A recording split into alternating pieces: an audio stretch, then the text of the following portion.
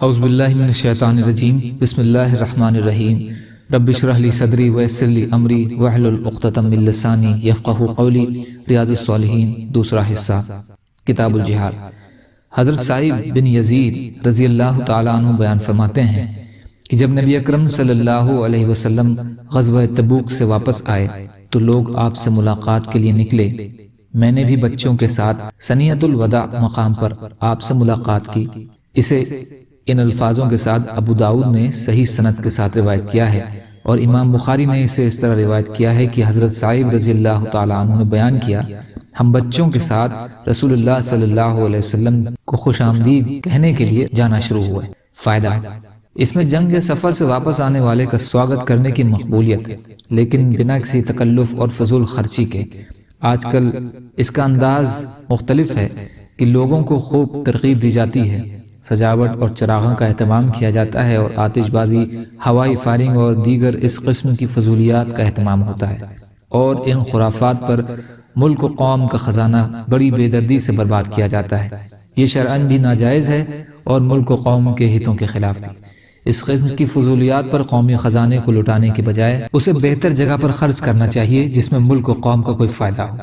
حضرت ابو امامہ رضی اللہ تعالیٰ عنہ سے روایت ہے کہ نبی اکرم صلی اللہ علیہ وسلم نے فرمایا، جس شخص نے جہاد نہیں کیا یا کسی غازی کو جہاد کا سامان دے کر تیار نہیں کیا یا کسی غازی کے پیچھے اس کے گھر والوں کی بہتر دیکھ بھال نہیں کی تو اللہ تعالیٰ اسے قیامت سے پہلے کسی بڑی مصیبت یا حادثے سے دوچار کریں گے۔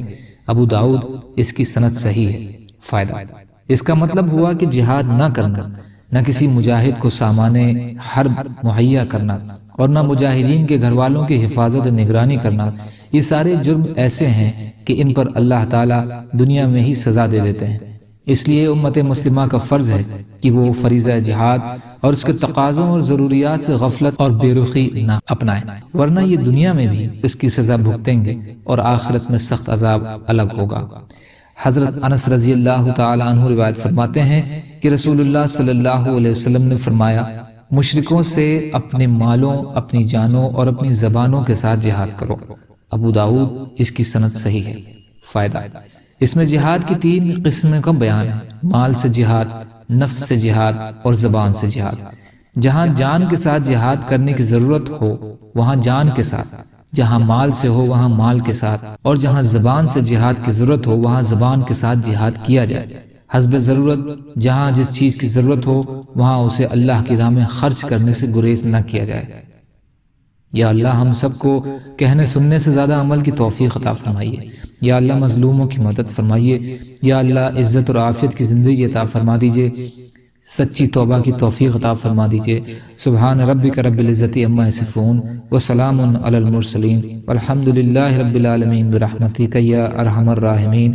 لا الہ الا اللہ محمد رسول اللہ۔ والسلام علیکم۔